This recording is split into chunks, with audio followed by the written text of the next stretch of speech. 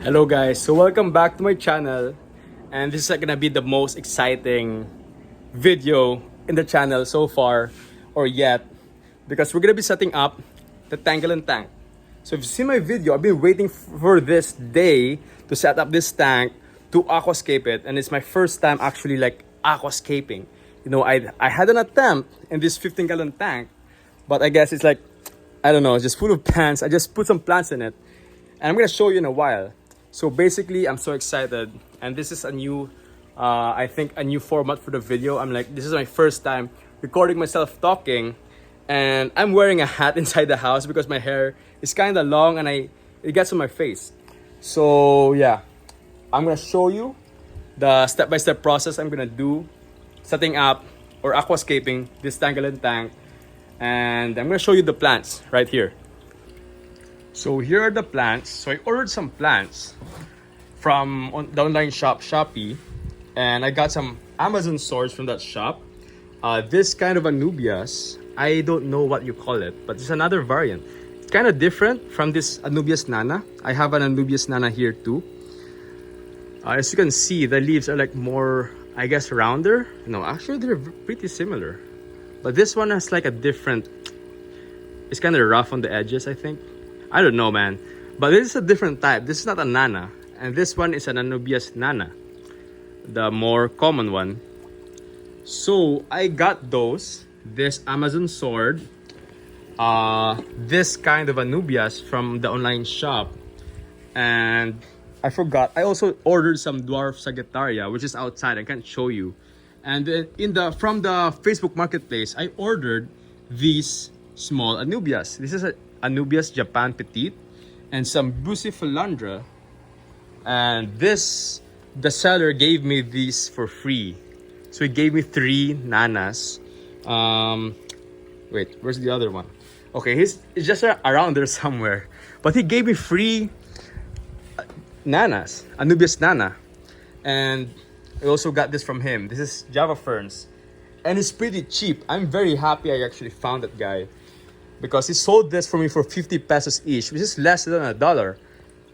So I thought it was like 50 pesos per rhizome, but he sold it for like 50 pesos per bundle. So I got 4 orders, and look how much they are. And they're pretty big also. So thank you to Clarence. And I also got from him this Japan Petite. So I got like 3 for 100 pesos, which is like less than $2. Closely to $2. So I got like 3 of them, 2 orders, so basically 6, and he gave me another one for free. So I basically have 7 Anubias Japan Petite from him, and also this Bucephalandras. I don't know how you pronounce it, Buche, whatever. I got this from him also. I ordered 3 of them for 75 pesos each, and he gave me another one for free. So I have 4 Bucephalandras. So I have a lot of like free plants from him. So thank you, Clarence. And I'm gonna be ordering from him soon. More from him soon, of course. Definitely, because it's so cheap and they're quality plants. Look, I got this from him for free, and it's just been floating around and it's growing new leaves just by floating. And yeah, those are the plants we're gonna use. We're gonna be using Java ferns, Amazon swords, these Anubias, all kinds of Anubias, and some Bucephalandras. So yeah, so excited. So as you've noticed, most of the plants are very low tech, because as a beginner aquascaper, we're gonna try to like simplify everything. We're not gonna be using any CO2, because I really don't know how that really works as of yet. But we're gonna be using low tech plants, no requirements or fancy requirements. So this is gonna be a low tech setup tank. So let's get started with the hardscape. First, I'm gonna show you the hardscape I have here. And if you've seen my previous video, I've actually shown you what hardscape I'm gonna be using. But the only thing that wasn't included in the video is these stones. I just got them outside earlier from my mom's garden. Some river pebbles, I don't know. I just got them outside, random rocks, but I think they're gonna look good in the tank. I've cleaned them as well. I don't know what those brown things are. But yeah, so these are the slate stone I got. I'm not gonna be using all of them. I've chosen this one. So among all of the stones, this is what I have chosen because it has that angle, you know. So I'm gonna be placing it over here at this side of the tank. That's what I'm planning. And honestly, I don't know how I'm actually really gonna set up the tank. We're just gonna figure it out along the way. So with this driftwood, I'm gonna be placing it over here. Yeah, I want that arc, you know, this kind of arc with the driftwood, because I want like fishes to come under it. And I guess it's just gonna give them more, you know, stimulation and also hiding spots. Maybe if you're gonna put like a honey gourami or a beta in a community tank, the smaller fish is gonna need somewhere to like swim around or swim under or hide somewhere. And this one, I have been trying to sink this for more than 2 weeks. So when I bought this, I tested it in the water, it was floating, and I tied it down to a rock, and I also put some ceramic vase on top of it to stop it from floating up, and I just left it there in the tank, I mean no, in the tub outside for more than 2 weeks, fully submerged. And after 2 weeks, I tested it out and it's still floating. So we're just gonna have to glue it in this rock or on the top of the rock. So that rock is like 1 kilo. So definitely it's gonna hold it down. And yeah, so we're gonna start gluing this hardscape to that rock. I have here my equipment. So random stuff. So this is the glue I use for gluing anubias or any type of plants that you can glue on hardscapes. So this is like a thicker glue. It's more like a jelly substance. And this one is the one I'm gonna be using gluing those hardscapes. So this is my first time using this type of glue. So cyano acrylate adhesive, whatever. But yeah, let's get started with the gluing. Okay, so I've cleared out the table. I left this too because these are actually the only hardscapes we're gonna need to glue. So I'm gonna put it like this. So the driftwood is gonna arc like that. And we're gonna be using this to glue this too. But if you've watched like aquascaping videos too, like me, I'm watching a lot of aquascaping videos to get ready myself with this. So the technique they're using, actually, they're gonna use tissues or cotton they're gonna put it between these gaps, or like which surface you're gonna glue the hardscapes at, and then you're gonna put glue in it. And supposed to be, it's gonna be super strong to hold the two hardscapes together. So we're gonna try that. I'm just gonna get some tissues. So we're back with some tissues, and hopefully this is gonna go so well because I just opened this and I got some of my skin. It's super strong. And I've seen videos like when they put this type of glue on the tissue, it smokes. So hopefully nothing bad is gonna happen to my hand. I'm just gonna move the camera over here just so you can see much more better. And there we go. And good thing about this glue is because I'm just gonna be very careful. I'm not gonna squeeze some of that out. And yet it has this attachment. So you can put this over here. So if like you're trying to glue hard to reach surfaces, especially in aquascaping, this is gonna be very useful. You can just point it. Yeah, just use this. Okay, so let's start. I am very now that I'm like holding the glue and stuff, this is getting kind of scary. And yeah, I think that's how I want it to look. I'm just eyeballing this.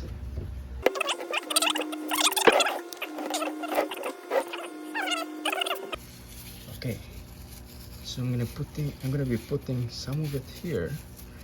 I'm gonna try to. Don't worry if like it looks bad, because we're gonna be covering with sand. It's okay. This is the first time I'm doing this, so witnessed. Okay, yeah, witness everything. I have to make sure. This is scary. Okay, is that right? Okay, I'm pouring a lot out right now. Oh, there it is. That's a smoke. It's smoking. Ooh, that's crazy. Okay, I'm just gonna wait for it to dry. And hopefully this works. Okay, I hope this works. Because if it doesn't, it's gonna ruin the hardscape. And I don't think it's like the best way to glue stuff. But yeah, we're just doing it with whatever we have right now. So I'm gonna put some there too. It has to be kind of tight, so when I put the glue in, it's already in contact with the surfaces.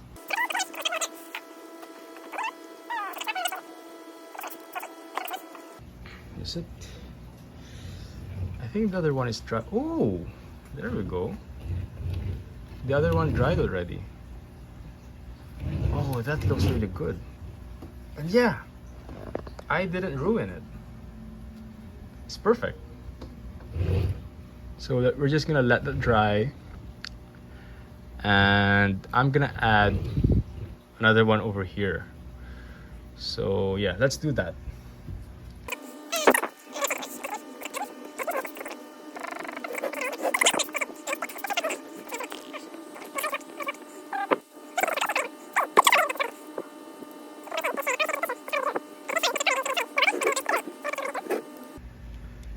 Pretty convenient, the long snout thing. And yeah, that's it. Hopefully it's gonna hold enough weight. Just like ta-da. It looks good. Even if I don't even need to cover that part with sand. I can just put some, I could cover it with the plants. And yeah, oh, that is strong. Ooh, that's crazy. Okay, not bad for the first timer. I'm pretty happy with this. This is good. So we're gonna be using this. Put the aqua soil in. Just an extra tub or container. And here we have the aqua soil. So we have total of 12 kilos of this aqua soil, and we're gonna be transferring all of them to this tub.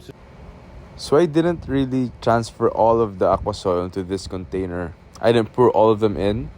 I just poured in 2 of the packs. So this is like 6 kilos, because it's 3 kilos each of these packets. And the rest, I just poured in directly to the aquarium. So as you can see here, I'm pouring it directly. So the reason why I put it in the container first is just because so I can scoop it if ever, like as you can see here, I'm scooping it into the aquarium if I'm trying to level the aqua soil.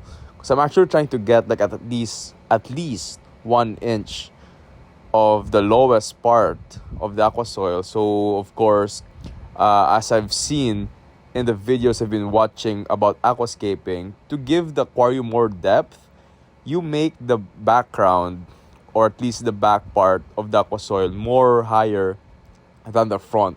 So I'm trying to keep the front at least 1 inch high, and the back is like 3 inches, I think. Or yeah, I don't even think it reached like 3 inch.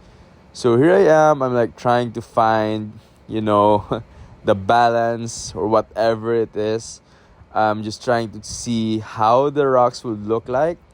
But I didn't really use everything. I didn't really use all the rocks, especially the big one. I wanted to use the big one so much, but I don't know, it just didn't fit with my vision, So yeah, there's a lot of changes in this part. This really took me so long.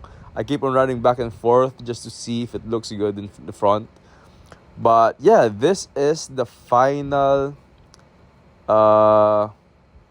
design I chose or decided to have. So I was testing the filter if it fits, and yeah, that is the design. So I'm now going out I'm actually gonna get this tub because we're gonna put the plants in this tub. And here's the quick fast forward with the plants. So I put some water in the tub and I just transferred all the plants, which I'm going to be using for the 10-gallon tank. And yep, that's what I'm doing right now.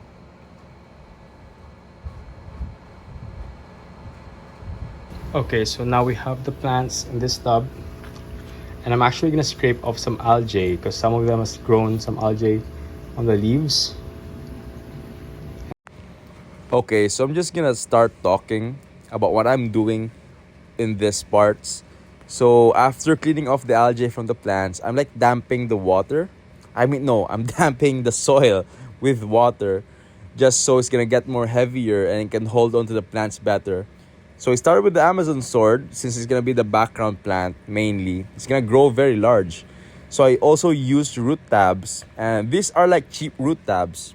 I didn't really spend much money on them, and because the branded ones can be very expensive. So basically, these ones are just like gardeners use this type of slow releasing fertilizers, which are the beads you can see inside the capsules. So basically, the shop just repacked those capsules, those beads, and placed them in these capsules we can use for aquascaping. So now here I'm placing on the Amazon sword. So I'm just using 2 for now, but I'm thinking I should add more. But I'm kind of worried also that if like the Amazon swords grow, they're gonna take too much space in the tank. So now we're placing in the dwarf sagittarias. So I'm evenly spacing them out from each other, because if you evenly space them out, that's gonna help them carpet faster and better, because they're not gonna be competing with the nutrients on like the same spot. So we're just gonna quickly finish this up. We're gonna place them. It's actually pretty hard because I'm not really familiar with using this. I should be using tweezers, so I'm just using this scissor type thing, which I found from my mom's garden also. And here's how it looks like. I'm very happy with it. So hopefully I didn't push them out or push them in too deep that they're gonna start dying off. And yeah, I hope this carpets very well. So now we're gonna start off with the rhizome plants. So now we're gonna start with Java ferns. So plants with rhizomes, they prefer that their stems are not buried. So if you closely look at this Java fern, you can see that the leaves are connecting to this one straight line at the bottom. That is the rhizome. And the rhizome can look like very differently from other plants like Anubias and Bruciphilandras. But for this Java fern, you can see the straight line. So you can't bury that stem, because if you do, the plant is gonna suffocate because they breathe through the rhizome. So if you bury it, it's gonna start to suffocate and it's gonna die. So that's the reason why I'm gluing this Java ferns to the rock. So this is gonna help me, place the plants around the tank much more easier, because I can just pull out the rock or pull out the leaf.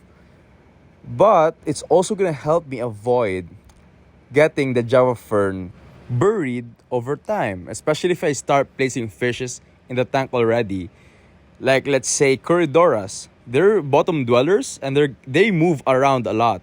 So if I have the Java fern just placed on top of the soil, and then I have Corridoras, they might push around the soil, and then there's a lot of possibility that the rhizome of the Java fern can be buried. So of course, buried rhizomes means buried plants. That sounds cool. So we're gonna start with the Anubias now. So I'm gluing them onto the driftwood, onto the rock. So I just keep in mind also, if you have Anubias and you want to place them on top of the soil or the substrate, you can bury the roots, which is also, I guess, a better option, because the roots have direct, access to nutrients on the substrate, as long as you don't bury the rhizome. That's all you have to take note of. So I'm just placing the Anubias onto this driftwood, which I'm actually thinking, now that I have placed all of them, this is still kind of bare for me. So I'm probably gonna add more Anubias Petite.